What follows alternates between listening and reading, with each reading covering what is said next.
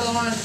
The bikes rev up, the gate's about to drop. Who's going to take it on the neck and neck out of the gate? I think Phillips. No, Beach runs him high.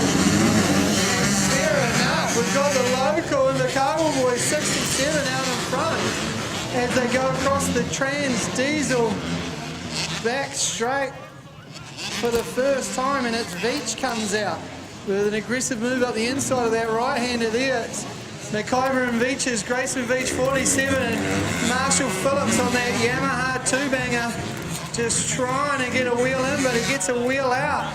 And the rear end steps out on him through the last part of that as they come through the works for the first time in Moto 2.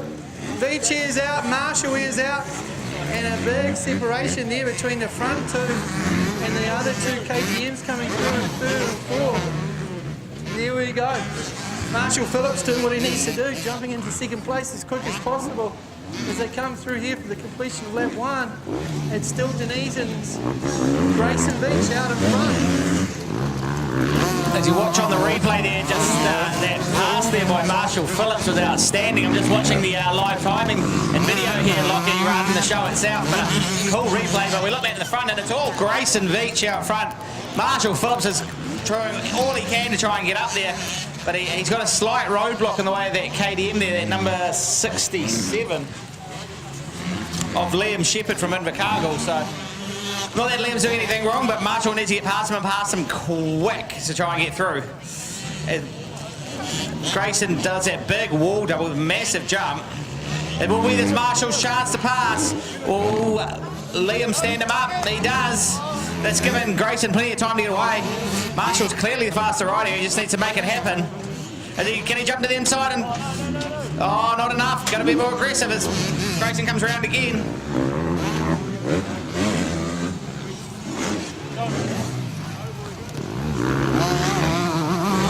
Oh, I love the set popularity here in the cheese rolls.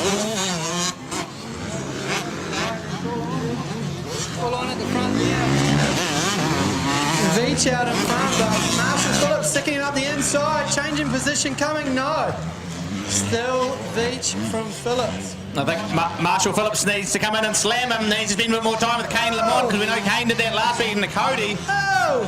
But he's made it happen and he's going to start working on trying to catch up to Grayson.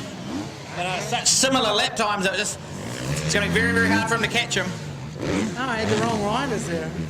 How did Grayson get so far out front? Is he all fired up for the second moto? He must be, because the battle for second got away and the guy in first just said, see you later, I'm out of here. Yeah, well that was what he needed to do. So smart racecraft, because you did see in the first corner, he did stand up Marshall for a long time. Was Liam up the inside, but it definitely in his favour.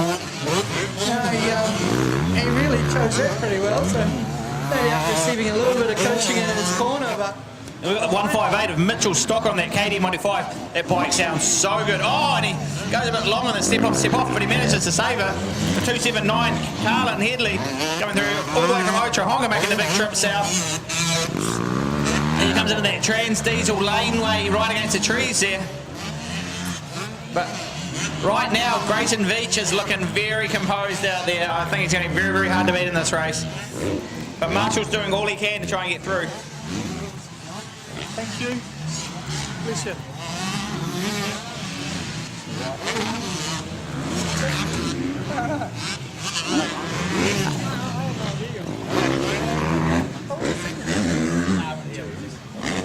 All right, and still out in front, Dunedin's KTM mounted Grayson Veach, doing what he needs to do after a second place in Moto 1.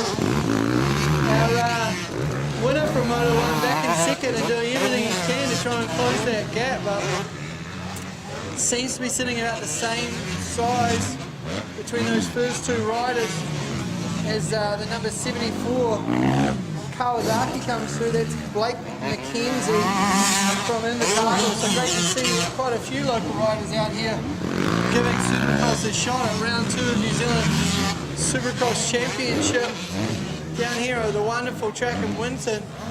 What a great job by everybody down this way to make the event happen and do it in such a professional manner as well. As Grayson Veach comes across and takes the white flag. So final lap of Moto 2. And with a sizable lead like that, it looks like he could just about roll these jumps and still come through in that number one position and pick up maximum points as Marshall Phillips is making that 125 two-stroke sprint, but just does not seem to be making much of a difference.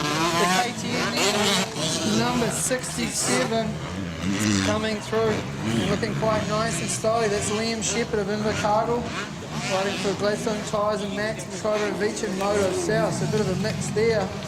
Fourth place, we're going to drop back to the Kawasaki, I believe, at number 74 from 271.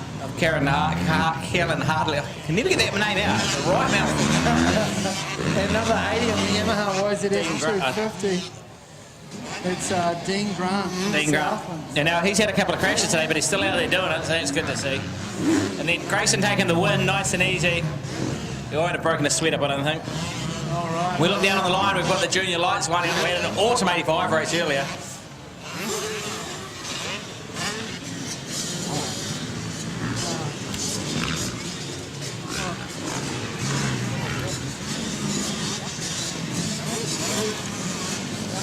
Right on, that's the Moto 3 comes to a finish. Just going to quickly thank everybody that's helped out in terms of sponsorship, local and otherwise, making the event happen, as well as Jim's hard work and everybody else locally. The naming sponsor then is Brent Scammell Honda. Coming up to Christmas, if you're looking for the perfect gift under the tree for a loved one, it's got to be a Honda from Brent Scammell Honda. The track sponsor is Vet South. The class sponsors, we've got Mocha Oils, Southern Wide, Southland Honda, Winton Motorcycle.